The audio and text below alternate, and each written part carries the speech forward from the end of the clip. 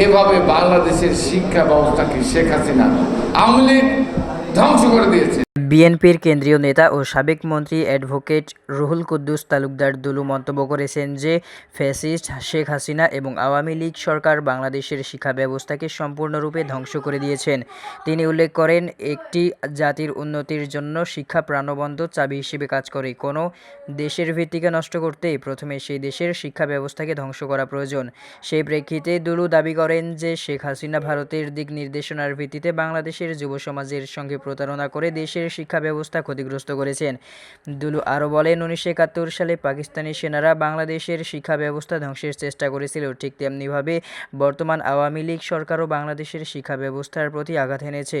তিনি বলেন, বিএনপি কর্তৃক পরিচালিত সময়ে দেশের নকলমুক্ত শিক্ষা পদ্ধতি কার্যকর করা হয়েছিল, কিন্তু বর্তমানে আওয়ামী লীগ সরকারের শাসনে এমন অবস্থা সৃষ্টি হয়েছে যে শিক্ষার্থীরা সাদা খাতা জমা দিয়েও জিপিএ 5 পেয়ে যাচ্ছে এবং সামান্য কিছু লিখলেই গোল্ডেন 5 পেতে সক্ষম হচ্ছে। নতুন প্রজন্মের প্রতি দুলুর আহ্বান হচ্ছে মাদক ও সন্ত্রাসমুক্ত শিক্ষাঙ্গন গড়ে তোলা এবং কলম ধারণ করে দেশের উন্নয়নে সক্রিয় ভূমিকা পালন করা।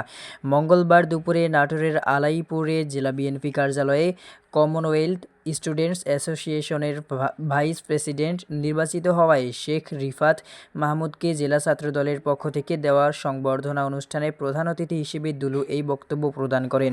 অনুষ্ঠানে জেলা ছাত্রদলের সভাপতি কামরুল ইসলামের সভাপতিত্বে ও সাধারণ সম্পাদক মারুফ ইসলাম সৃজনের সঞ্চালনায় অনুষ্ঠানে বিশেষ অতিথি হিসেবে বক্তব্য রাখেন নাটোর জেলা বিএনপির আহ্বায়ক রাহিম নেওয়াজ, যুগ্ম আহ্বায়ক জিল্লুর রহমান খান, বাবুল চৌধুরী, সাইফুল ইসলাম আফতাব, মোস্তাফিজুর রহমান শাহীন, জেলা বিএনপির সদস্য নাসিম উদ্দিন নাসিম, জেলা বিএনপির সাবেক আহ্বায়ক শহীদুল ইসলাম বাচ্চু, নাটোর পৌরসভার সাবেক মেয়র কাজী শাহ আলম এবং জেলা যুবদল সভাপতি ও হাই তালুকদার ডালিম প্রমুখ।